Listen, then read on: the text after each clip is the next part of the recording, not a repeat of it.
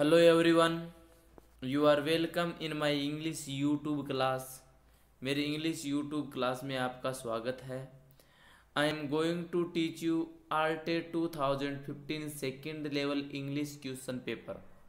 आरटेड 2015 का जो second level question paper है फर्स्ट लैंग्वेज का, उसको मैं सोल्व करने जा रहा हूँ. तो एक्सप्लेनेशन के साथ मैं बताऊँगा हर क्वेश्चन को. तो पूरा पढ़ने का, पूरा देखने का प्रयास कीजिए इस क्वेश्चन पेपर को.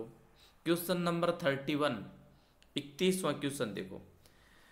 Question number 31, 31 number question. Proper speech habit can be developed effectively through. Proper speech habit, बढ़िया स्पीच हैबिट, बढ़िया बोलने की आदत डेवलप की जा सकती है, विकसित की जा सकती है. उचित स्पीच हैबिट है वो विकसित की जा सकती है प्रभावपूर्ण तरीके से, इफेक्टिवली थ्रू. थ्रू का अर्थ माध्यम. किसके माध्यम से बढ़िया स्पीच हैबिट डेवलप की जा सकती है? वोकेबुलरी प्रैक्टिस के माध्यम से. डिक्टेशन नहीं, डिक्टेशन के माध्यम से तो नहीं हो सकता. डिक्टेशन होता है लिखना का तरीका, जैसे बोलते हुए वैसे लिखना, that is the dictation.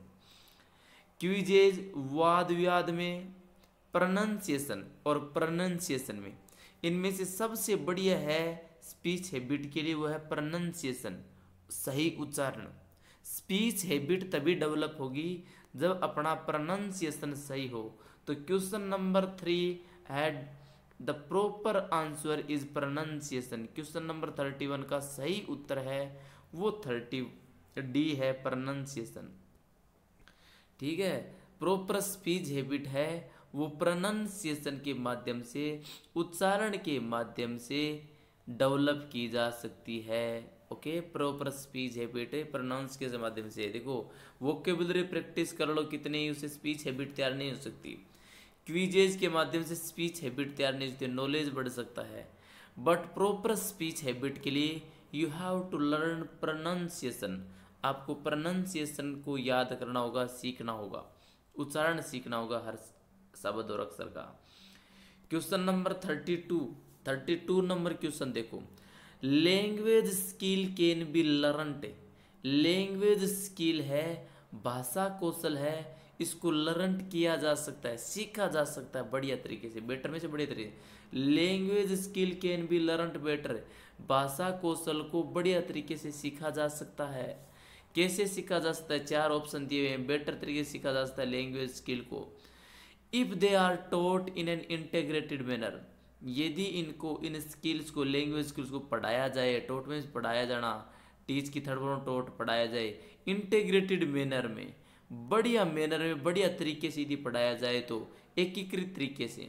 Integrated का होता है एकीकृत तरीका, सभी प्रकार के तरीकों को एक करते हुए यदि पढ़ाया जाए, इंटीग्रेटेड तरीके से पढ़ाया जाए तो भाषा को सीखा जा सकता है. भाषा स्किल्स है उसको सीखा जा सकता है इंटीग्रेटेड मैनर में. इंटीग्रेटेड में से उसमें रीडिंग भी हो, है ना, लिसनिंग भी हो, और स्पीकिंग भी हो, और राइटिंग भी हो.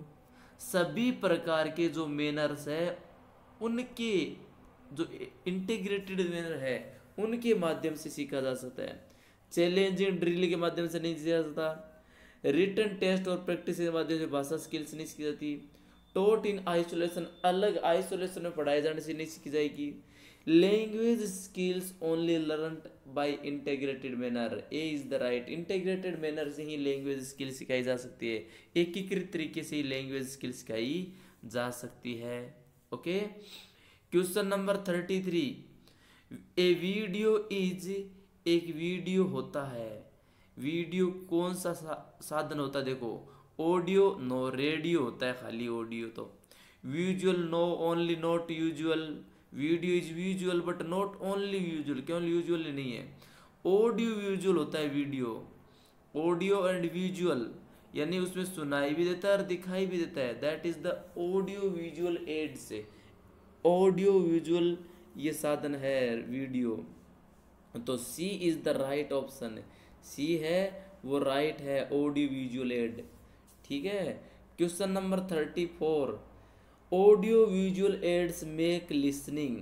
ऑडियो विजुअल जो साधन है सुनने और देखने वाले जो साधन हैं वो बनाते हैं लर्निंग को, सीखने को बनाते हैं, इजी बनाते हैं, यस, इंटरेस्टिंग भी बनाते हैं, इफेक्टिव प्रभावकारी भी बनाते हैं। इसलिए D is the right choice, D सही है, ऑल ऑफ दीज, ये सभी।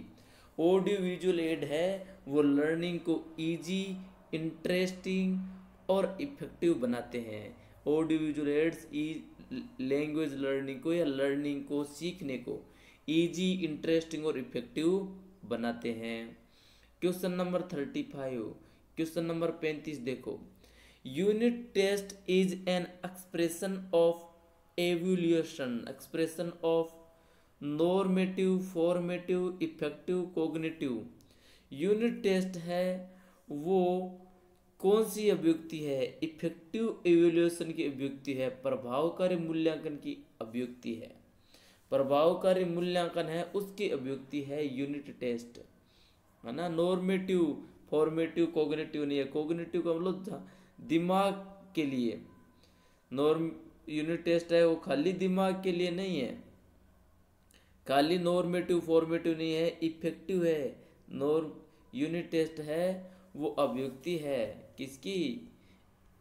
इफेक्टिव इवैल्यूएशन की, प्रभावकारी मूल्यांकन की अभिव्यक्ति है। Proficiency test include, proficiency test, proficiency test कुशलता टेस्ट जिसमें कुशलता प्राप्त हो हमें, उस टेस्ट में स्पीकिंग और राइटिंग शामिल है, जिसमें हमें प्रोफिशिएंसी मिले, भाषा को हम, भाषा में हम प्रवीण हो। इस टेस्ट में स्पीकिंग और राइटिंग शामिल है। बोलना और लिखना, ये प्रोडक्टिव मेथड, ये शामिल होता है प्रोफिशिएंसी टेस्ट में, कि आपको भाषा में आप प्रवीण हो या न हो। इस टेस्ट के लिए आपसे स्पीकिंग और राइटिंग देखी जाती है कि आप कैसे बोल सकते हो और कैसे लिख सकते हो। तो प्रोफिशिएंसी टेस्ट में D is right, speaking writing शामिल है। क्वेश्चन नंबर 37 नंबर क्वेश्चन देखो। Communicative competence test take into account, communicative competence test देखो, कम्युनिकेटिव कॉम्पिटेंस टेस्ट है वो सेकंड लैंग्वेज को सीखने के लिए लिया जाता है, कि भाई बच्चों ने सेकंड लैंग्वेज को कैसे सीखा। ये कम्युनिकेटिव कॉम्पिटेंस टेस्ट है, संप्रेषण प्रतियोगी परीक्षण, इसमें भाषा को सीखने के लिए लिया जाता है। इसमें क्या चीज़ देखी जाती है, किस चीज़ को अकाउंट में लिया जाता है, किस चीज़ को देखा जाता है इस टेस्ट में? कम्युनिकेटिव कॉम्पिटेंस टेस्ट में किस चीज़ को देखा जाता है? ग्रामेटिकल एक्यूरेसी, बिल्कुल। कम्युनिकेटिव मतलब संप्रेषण, वार्तालाप वाले टेस्ट में ग्रामेटिकल एक्यूरेसी देखी जाती है, फ्लुएंसी भी देखी जाती है, कैसे बोला जा रहा है, और सिचुएशनल अप्रोप्रिएटनेस भी देखी जाती है। तो इसमें D is the right option.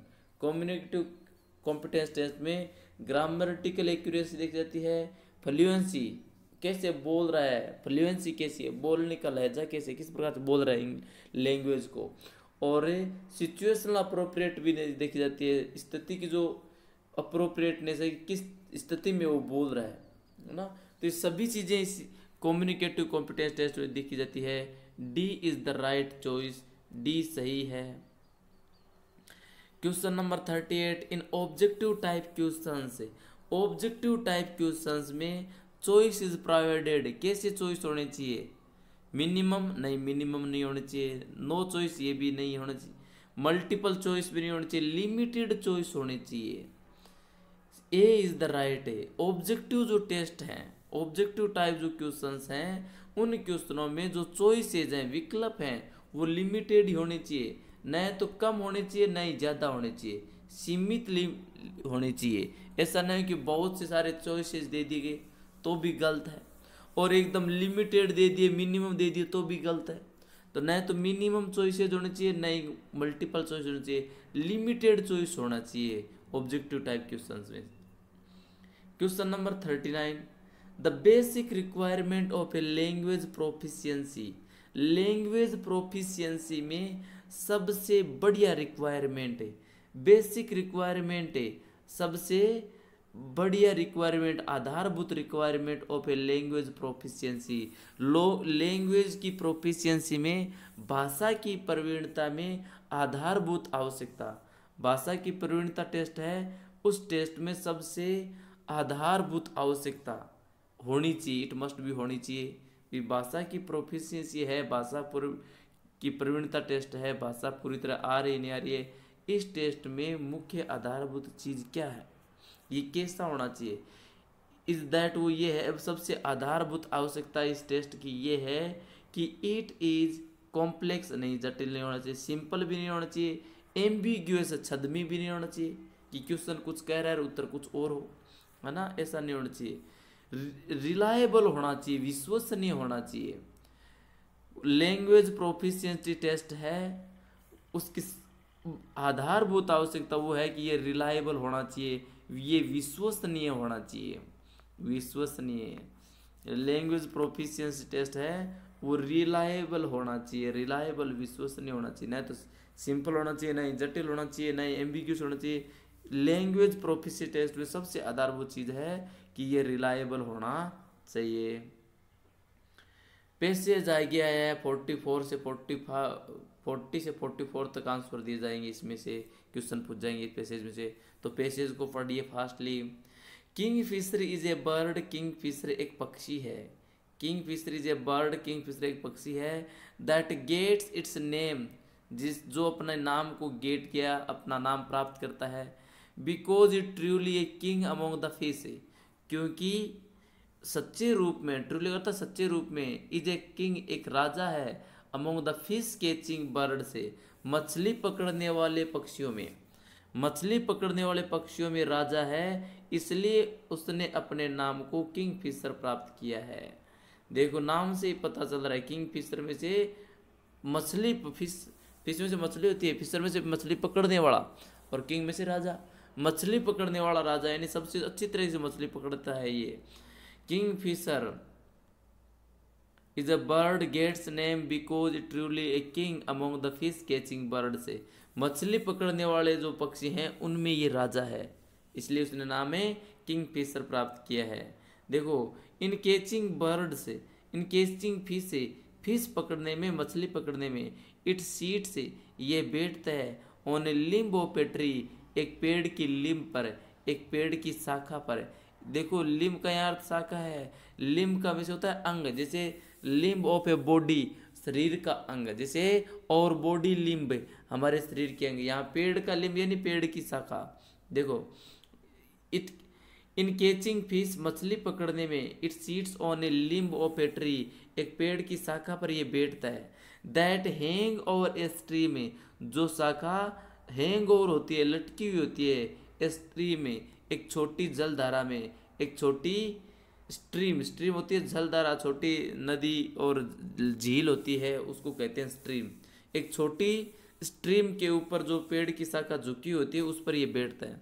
Looking into water beneath, नीचे पानी में देखते हुए बैठता है, लुकिंग इनटू से देखते हुए, द वाटर पानी में, बीनीथ नीचे, नीचे पानी में देखते हुए बैठता है। देन और फिर, as it sights a fish, और फिर जैसे ही वह साइट्स करता है, देखता है ए फिश मछली को, जैसे ही वह मछली को देखता है, इट ड्रॉप से वह गिरता है, जैसे ही मछली को देखता है तो वह गिरता है, लाइक ए स्टोन पत्थर की तरह है, इनटू द वाटर पानी में, पानी में पत्थर की तरह वो गिर जाता है। सेकेंड्स लेटर थोड़ी सी देर बाद, इट पॉप्स अप, वह ऊपर आता है, with a fish in its bill, अपने बिल में, अपनी जो चोंच है उसमें मछली लिए वो वापिस से आता है। इन एडिशन टू फिश, मछली के अतिरिक्त, इन एडिशन टू करता है के अतिरिक्त, इन एडिशन टू फिश मछली के अतिरिक्त, इट ईट्स वह खाता है, वोरम से कीड़े मकोड़ों को, क्रेब से केकड़ों को, एंड सेलफिश, सेलफिश को भी खाता है, सेलफिश मछली होती है, ठीक है, वोरम्स क्रेब सेलफिश से, इनको भी खाता है मछलियों के अलावा। It is found mostly near the fresh water stream से, इट इज़ फाउंड ये पाया जाता है, किंग फिशर पाया जाता है, mostly near the fresh water stream से, ताज़ा पानी की जो स्ट्रीम्स हैं, झरने या झीलें या नदियां हैं, उन ताज़ा पानी की स्ट्रीम्स के पास पाया जाता है, ऑफ यूरोप, यूरोप की जो ताज़ा पानी की झीलें हैं, जो स्ट्रीम्स है, उनके पास पाया जाता है। एंड नॉर्थ अमेरिका और उत्तरी अमेरिका, यूरोप और नॉर्थ अमेरिका की जो फ्रेश वाटर स्ट्रीम्स है, उनके पास ये पाया जाता है। The kingfisher's cry, kingfisher की जो चीख है, क्राई है, इज श्रील, तीक्ष्ण होती है, श्रील होती है, तीक्ष्ण होती है। एंड पियरेसिंग, और चुभने वाली होती है, पियर्स में चुभना, तीक्ष्ण और चुभने वाली इसकी चीख होती है। नॉर्थ अमेरिकन किंग फिशर, उत्तरी अमेरिका की जो किंग फिशर है, उत्तरी अमेरिका की जो किंग फिशर है, called the belted kingfisher, उत्तरी अमेरिका के जो किंग फिशर है वो कहे जाते हैं बेल्टेड किंग फिशर कहे जाते हैं, उनको बेल्टेड किंग फिशर कहे जाते हैं। क्यों कहा जाता है? Because of A belt, belt होने के कारण, बेल्ट होने के कारण कहे जाते हैं। ऑफ ब्लू फेदर से, नीले पंखों का बेल्ट होने के कारण, एक्रॉस इट्स वाइट ब्रेस्ट, अपने सफ़ेद छाती पर, अपने सफ़ेद छाती पर नीले रंग का बेल्ट होने के कारण बेल्टेड किंगफिशर कहा जाता है उत्तरी अमेरिका में। उत्तरी अमेरिका में पाया जाता है, लेकिन उत्तरी अमेरिका में इनको बेल्टेड किंगफिशर कहा जाता है। बेल्टेड किंगफिशर क्यों कहा जाता है? क्योंकि बेल्ट होता है ब्लू रंग का, ब्लू रंग के जो फेदर्स है उनका बेल्ट होता है, पंखों का बेल्ट होता है उसकी छाती पर। इज ए लार्जर, लार्जर होता है, बड़ा होता है, then European variety, European variety की तुलना। किंगफिशर है वो यूरोप में भी पाया जाता है और नॉर्थ अमेरिका में पाया जाता है। नॉर्थ अमेरिका में इसको बेल्टेड किंगफिशर कहा जाता है क्योंकि इसके नीले रंग के पंखों का बेल्ट होता है छाती पर, है ना, नीले पंखों का बेल्ट होता है छाती पर, इसलिए बेल्टेड कहा जाता है। और ये बड़ा होता है, लार्जर होता है यूरोपियन वेराइटी की तुलना। यूरोपियन वेराइटी जो किंगफिशर है उसकी तुलना ये बड़ा होता है। European Kingfisher is a beautiful bird, European Kingfisher है वो सुंदर पक्षी होता है। इट्स फेदर से, और इसके पंख होते हैं वो ब्राइट ब्लू होते हैं, ऑरेंज रंग के होते हैं, डीप रेड गहरे लाल होते हैं, पिंक एंड ग्रीन होते हैं, है ना। इसके पंख हैं वो नीले चमकीले नीले रंग के होते हैं, नारंगी ऑरेंज रंग के होते हैं, डीप रेड होते हैं, पिंक होते हैं, ग्रीन होते हैं।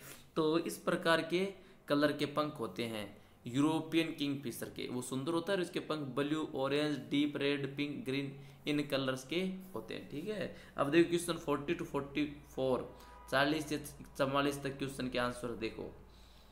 फाइंड आउट करो the word which the text from the text which means branch, शब्द का पता लगाओ टेक्स्ट से, पैसेज से, जिसका मतलब है ब्रांच। यहाँ देखो पैसेज में शब्द आया था limb, the limb of a tree, पेड़ का लिम्ब, पेड़ का अंग होती है ब्रांच, तो बी इज द राइट। ठीक है, 40 में बी राइट ऑप्शन है, बी राइट ऑप्शन है। ठीक है, लिम्ब वैसे होता है branch. Opposite of a polluted is, polluted का ओपोजिट है फ्रेश, है ना। क्वेश्चन में आ भी गया था, fresh water lakes, fresh water streams के पास ये पाया जाता है, फ्रेश है। Question number 42, which of the word is correctly spelt, कौन सा शब्द करेक्टली स्पेल्ट है? इंथुसियास्टिक, इंथुसियास्टिक, ये ए इज द राइट, है ना।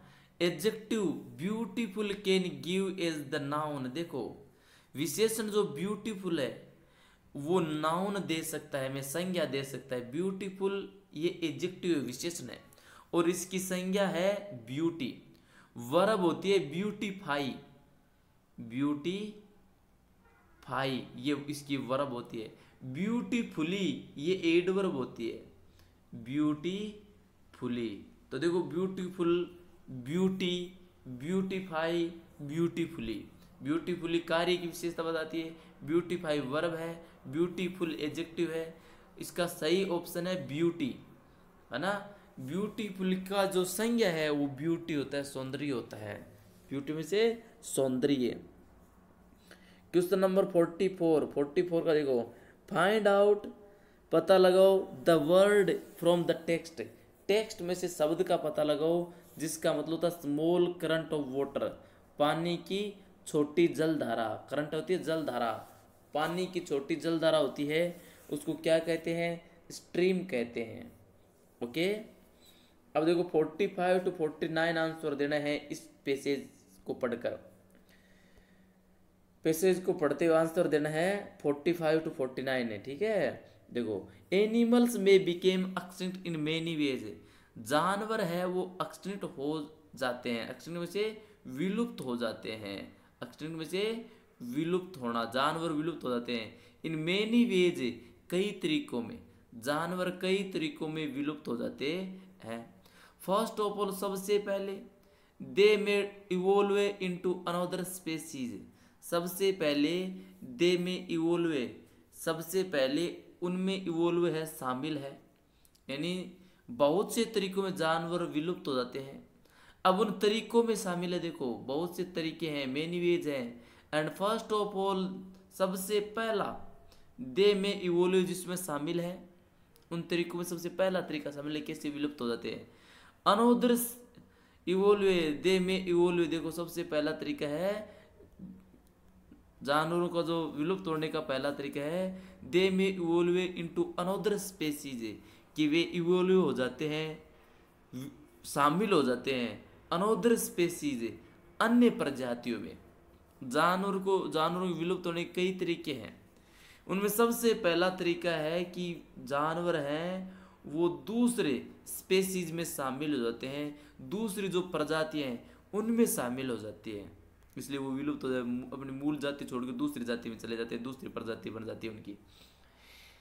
Note really die out of all, पूर्णतः विलुप्त नहीं होते हैं, डाई आउट ऑफ ऑल, पूरी तरह विलुप्त नहीं होते हैं, बल्कि वो दूसरी प्रजाति में शामिल हो जाते हैं। फॉर एग्जाम्पल, उदाहरण के लिए, थ्रू टाइम, समयों से, थ्रू टाइम काफी समय से, many early form of horses and human being have progressively changed.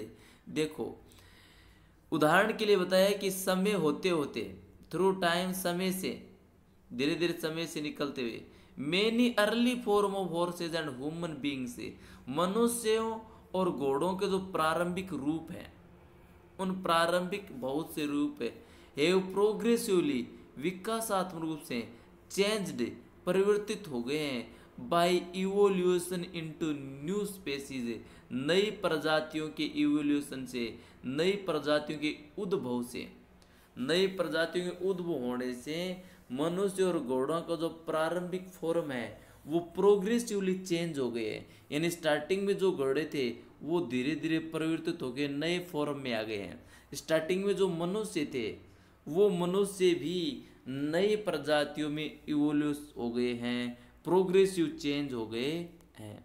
तो ये कह रहे हैं कि मनुष्यों बहुत से तरीक़ों से जानवर विलुप्त होते हैं, उनका पहला तरीका एक दूसरी प्रजातियों में शामिल होते हैं, नष्ट नहीं होते हैं। जैसे घोड़े और मनुष्य का उसने उदाहरण दिया है कि ये चेंज हो जाते हैं नई स्पेसीज में, नई प्रजातियों में, ये अपने प्रारंभिक फॉर्म में नहीं है। The old species has changed, और जो पुरानी स्पेसीज है, पुरानी प्रजाति है, वो चेंज हो गई है। नोट रियली डाई आउट है, पूरी तरह से डाई आउट नहीं हुई है, पूरी तरह से विलुप्त नहीं हुई है, अपनी जो पूर्व जो ओल्ड स्पेसीज है वो बदल गई। जैसे पहले मनुष्य थे जैसे आकार के थे, उन्हें परिवर्तन हो गया, दूसरे रूप में आ गए, इसलिए पहले वाले जो फॉर्म स्पेसीज है वो विलुप्त हो गई, विलुप्त पूरी तरह से नहीं हुए, वो नए फॉर्म में आ गए। नोट रियली डाई आउट, पूरी तरह से डाई आउट नहीं हुए हैं। This is called the shadow extinction, ये क्या कहा जाता है, शैडो एक्सटिंक्शन कहा जाता है, नकली विलुप्त होना कहा जाता है, यानी एकदम विलुप्त नहीं हुए हैं, नकली विलुप्त होना है, ये शैडो एक्सटिंक्शन है। सेकेंड कॉमन वे, दूसरा सामान्य तरीका, दूसरा सामान्य तरीका जानवरों के विलुप्त होने से, कई प्रजातियों विलुप्त होने से।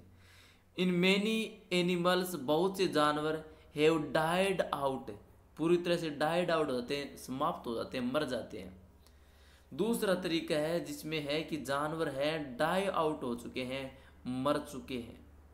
Is for a single species to disappear, और एकमात्र प्रजाति होती है विलुप्त होने, गायब होने की, because of some local disturbance, स्थानीय डिस्टर्बेंस होने के कारण, कुछ लोकल कारण, स्थानीय डिस्टर्बेंस होने के कारण जो सिंगल प्रजाति है वो डाई आउट हो जाती है, गायब हो जाती है, विलुप्त हो जाती है, पूरी तरह से डाई आउट होकर। मैनी एनिमल से बहुत से जानवर, मैनी एनिमल्स बहुत से जानवर that have a very special diet से, जिनका विशेष डाइट होती है, विशेष उनके भोजन होता है। बहुत से जानवरों का एक विशेष भोजन होता है, विशेष डाइट होती है। वे हर किसी कोई भोजन नहीं कर सकते, उनकी डाइट स्पेशल होती है, वो मिले तो ही वो जीवित रहते हैं। फॉर एग्जाम्पल, उदाहरण के लिए बताओ, देखो, could die out very easily if their source of food goes down है, वो जानवर हैं वो डाई आउट हो सकते हैं वेरी इजीली, बड़े आसानी से, if their source of food है, यदि उनके भोजन का स्रोत है, यदि उनके भोजन का स्रोत गोज डाउन चला जाता है तो वो आसानी से डाई आउट हो जाते हैं। इट इज थॉट, ऐसा माना जाता है कि certain species of dinosaur, dinosaur की जो कई प्रजातियां हैं, certain species of dinosaur, dinosaur की कई प्रजातियां हैं, वर अडेप्टेड, आदि हो गई है, टू ईटिंग, खाने की, particular kind of Ridi plant से, विशेष प्रकार के रिडी पौधों को, विशेष प्रकार के जो रिडी पौधे हैं उन रिडी होते हैं सरकंडे, रीड होता है सरकंडे, सरकंडे जो पौधे हैं उन प्लांट्स, विशेष प्रकार प्लांट को खाने के आदी हो गए थे कुछ डायनासोर्स, ऐसा सोचा जाता है, ऐसा कहा जाता है। वेन और जब, वेन जब दीज वेन दीज डिसपेयर्ड, और जब ये गायब हुए dinosaurs, those particular species of dinosaur started out and died out. देखो, जब ये जो रीड प्लांट्स हैं, सरकंडों के जो पौधे हैं, प्लांट्स हैं, जब ये विलुप्त हुए, डिसअपेयर हुए, तो those particular species of dinosaur से, डायनासोर्स की वो पर्टिकुलर प्रजाति भी भूख मर गई और डाई आउट हो गई, विलुप्त हो गई। तो देखो, जानवरों के विलुप्त होने के कई तरीके हैं, एक तो शेड्यू एक्सटिंक्शन होता है और दूसरा डाई आउट होता है, कि नकली होता है जो दूसरी प्रजाति में बदल जाता है, और वास्तविक डाई आउट होता है वो भी पूरी तरह से विलुप्त हो जाता है। पर्टिकुलर जो स्पेसीज होती है, सिंगल स्पेसीज होती है, वो पूरी तरह से डिसअपियर हो जाती है किसी लोकल डिस्टर्बेंस की वजह से, लोकल डिस्टर्बेंस की वजह से।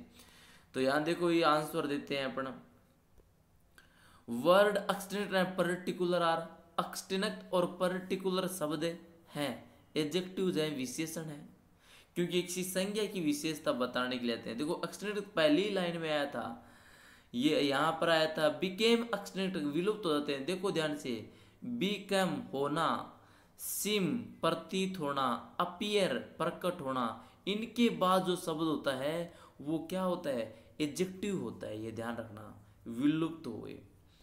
तो यहाँ देखो, एक्सटिंक्ट और पर्टिकुलर शब्द एडजेक्टिव्स हैं। Okay, next question number 46, which of the following phrases has a determiners in it, निम्नलिखित कौन से शब्दों में डिटर्मिनर्स है। इन फ्रेज, चार फ्रेज दिए गए, इनमें से कौन से शब्द में डिटर्मिनर्स है।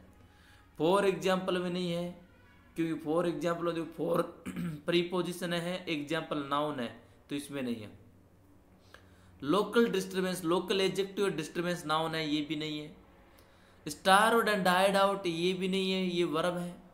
यहाँ देखो, द ओल्ड स्पेसीज, द शब्द आर्टिकल है और आर्टिकल डिटर्मिनर्स में आता है, तो बी इज राइट ऑप्शन है ना। इसमें द ओल्ड स्पेसीज है, वो इसमें डिटर्मिनर है। देखो question number 47 number question, the verb in the sentence, ऊपर दिए गए सेंटेंस में वर्ब है, द ओल्ड स्पेसीज है changed and not really died out. ऊपर दिए गए सेंटेंस में वर्ब है, किस टेंस की ये पता लगाना है, ठीक है। ओल्ड स्पेसीज है चेंज्ड, पुरानी प्रजातियां हैं वो बदल गई है, डाइड आउट नहीं है, वास्तव में विलुप्त नहीं हुई है, चेंज हो गई है पुरानी प्रजातियां, घोड़े और मनुष्यों की, ठीक है, चेंज हो गई है, ये बताया गया था। तो इसमें कौन सा टेंस है चेंज्ड, प्रेजेंट परफेक्ट है जी, has changed, not really died out, ये हैज इसके साथ जुड़ा हुआ है, has changed, not really died out, तो प्रेजेंट परफेक्ट टेंस इसका यूज होगा, has plus third form. Which of the following 3 degrees of adjective in their correct form, निम्नलिखित कौन सी 3 डिग्रीज है जो करेक्ट फॉर्म में, सही फॉर्म में। देखो, पॉजिटिव, कंपैरेटिव, सुपरलेटिव, तीनों की फॉर्म एक जैसी है, वो देखो, अर्ली, अर्लियर, अर्लीस्ट, ये सही है। होट, होटर होता है, ये गलत है। इजी, मोर इजी नहीं, इजी, इजियर, इजीएस्ट, मोर और मोस्ट यूज नहीं होगा। Special, more special, most special होगा। तो ये तीनों गलत है, पहला सही है अर्ली, अर्लियर और अर्लीस्ट। ठीक है, अब देखो इसमें question number 49, the verb in the sentence, sentence में verb, it is thought that certain species, ये सोचा जाता है, ये माना जाता है कि सर्टन स्पेसीज, कुछ प्रजातियां, इसमें प्रेजेंट सिंपल है, इट इज थॉट, ये प्रेजेंट सिंपल में है। प्रेजेंट सिंपल की पैसिव वॉइस है, पैसिव वर्ब है, इट इज थॉट, इजारम थर्ड फॉर्म पैसिव वॉइस है प्रेजेंट सिंपल की। ठीक है, तो B is the right present simple. 50, which question is correct in structure, structure, कौन सा क्वेश्चन है वो स्ट्रक्चर में करेक्ट है। 50 में देखो कौन सा क्वेश्चन है वो स्ट्रक्चर में करेक्ट है, एकदम सही स्ट्रक्चर में है। How did she complete the task, A is the right, A सही है। कैसे होता है, पहले WH का वर्ड, फिर हेल्पिंग वर्ब, हेल्पिंग वर्ब के बाद सब्जेक्ट और फिर वर्ब ऑब्जेक्ट, ये आता है। यहाँ देखो डिड के बाद फर्स्ट फॉर्म है, ये बिल्कुल राइट है। यहाँ पर सही फॉर्म में नहीं, हेल्पिंग और वाई नहीं है, इसमें डिड के बाद थर्ड फॉर्म आ गई, तो ए इज द राइट ऑप्शन, ए इसमें सही ऑप्शन है। क्वेश्चन नंबर 51, 51 नंबर क्वेश्चन देखो, I know him, the passive voice of the sentence will be, इस सेंटेंस की पैसिव वॉइस होगी, आई सब्जेक्ट है, नो वर्ब है और हिम ऑब्जेक्ट है। तो ऑब्जेक्ट हिम को सब्जेक्ट बनाना है और सब्जेक्ट को ऑब्जेक्ट बनाना है, फिर वर्ब चेंज करनी है, देख लो। तो हिम को यहाँ सब्जेक्ट ले लेंगे, ही लिखेंगे, नो फर्स्ट और इजारम थर्ड फॉर्म हो जाएगी, he is known, he is known to me, क्योंकि यहाँ बाई नहीं होगा, नो के बाद टू यूज होता है, देखो नो के बाद know to, translated into, admitted, at, है ना। तो ये कुछ ऐसी वर्ब्स है जिनके बाद प्रीपोजिशन बाई यूज नहीं होता है, जिनके बाद प्रीपोजिशन बाई यूज नहीं होता है। क्वेश्चन नंबर 52, 52 नंबर क्वेश्चन देखो, विच of the following contains the words beginning with the same consonant sound, same consonant sound से बिगिन होने वाले शब्द कौन से हैं, एक ही कॉन्सोनेंट साउंड से बिगिन वाले शब्द कौन से हैं, जिनमें एक ही कॉन्सोनेंट से शुरू होने वाला शब्द कौन से, देखो एक ही कॉन्सोनेंट साउंड से, चारम एंड चॉइस, बिल्कुल चय से, ये भी चय से शुरू हो रहा है, charm and choice. Church and chemistry, ये नहीं है, church and chemistry. Cheap and keep, ये चय है और ये कह है, ये भी सही नहीं है। सिप एंड चिप, ये भी नहीं है, ए इज द राइट, ए सही है, charm and chip. Question number 53 देखो, क्वेश्चन नंबर 53, क्वेश्चन नंबर 53 है वो है, विच of the following contains the same vowel sound, कौन सी सेम वोवल साउंड वाले, देखो कौन सा जो है शब्द है ऑप्शन है जिसमें सेम वोवल साउंड है, निम्नलिखित कौन सा है जिसमें सेम वोवल साउंड है, एक ही वोवल ध्वनि, देखो किड, बीट, टाइट, इन तीनों में अलग अलग है। पहले में तो ए में किड छोटी ई, बीट बड़ी ई, टाइट यहाँ आई दे रहा है तो ये गलत है। फाइंड, यहाँ आई, आई की ध्वनि दे रहा है, फाइंड। सीट, काइट, ये भी नहीं है। फीड, फाइन, मीन, ये भी नहीं है। डीप, कीप, स्वीप, ये तीनों में बड़ी ई की ध्वनि आ रही है, इसलिए बी इज द राइट, तीनों में सही है, तीनों में एक जैसी साउंड आ रही है। Question number 54, 54 number question, choose the phonetic symbol for the medial sound of word machine. देखो फोनेटिक सिंबल चूज करना है, सही फोनेटिक सिंबल चूज करना है। मीडियल साउंड, बीच वाली साउंड है, वर्ड मशीन, वर्ड मशीन में जो बीच की साउंड है उसके लिए सही शब्द चुनना है, सही सिंबल चुनना है। तो सह की ध्वनि चुननी है और सह की जो लंबा सह, लंबा सह हो, सह लंबा सह, उसकी साउंड फोनेटिक ट्रांसलेशन ये है, ये हल्का सह होता है और ये लंबा सह, ठीक है। तो मशीन सह ये है सी वाला, ठीक है, सी वाला सह। बेसिक लैंग्वेज स्किल्स आर, आधारभूत लैंग्वेज स्किल कौन सी होती है, listening, speaking, reading, writing, C है। LSRW, LSRW, listening, speaking, reading, writing. The language learning is related to skill, language learning है वो स्किल से संबंधित है, ये एक प्रकार की स्किल है, इसको प्रैक्टिस से परफेक्ट बनाया जाता है। Skill means we can practice, practice होती है इसकी, ठीक है। क्वेश्चन नंबर 57 नंबर क्वेश्चन देखो, bilingual method is suggested by, bilingual method है वो सजेस्ट किया गया था, बायलिंगुअल मेथड है वो सजेस्ट किया गया था, डॉडसन के द्वारा सजेस्ट किया गया था। डॉडसन ने 1967 में, डॉडसन ने 1967 में बायलिंगुअल मेथड है वो सजेस्ट किया था। इसमें बायलिंगुअल यानी दो लैंग्वेज होती है, एक तो mother tongue and second is the target language. एक तो मातृभाषा, टीचर है वो मातृभाषा का यूज करता है और टारगेट लैंग्वेज का भी यूज करता है। वो मातृभाषा से टारगेट लैंग्वेज दोनों भाषाओं का जब रिक्वायर्ड होती है, टारगेट लैंग्वेज बोलते रिक्वायर होती है, मातृभाषा भी बीच में बोल देता है, वो होते हैं बायलिंगुअल मेथड। इसमें दो लैंग्वेज यूज होती है, target language and mother tongue. Herbert ने पंचपदी दी थी, पंचपदी यानी 5 मेथड्स ऑफ टीचिंग, टीचिंग के 5 तरीके उसने बताए थे हर्बर्ट ने। तो डॉडसन सही है इसमें, इसने बायलिंगुअल मेथड सजेस्ट किया था 1967 में, 1967 में। बायलिंगुअल तो दो लैंग्वेज यूज होती है इसमें, एक तो mother tongue, second target language. जैसे इंग्लिश सीख रहे हैं तो इंग्लिश यूज की जाती है, लेकिन जब आवश्यकता हो तो बीच में मदर टंग यूज कर लो, ठीक है।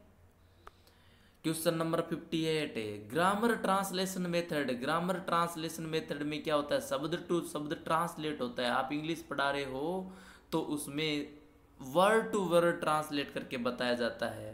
बड़ी कक्षाओं के लिए बड़ा ही इंपॉर्टेंट है, बढ़िया चीज़ है, ठीक है।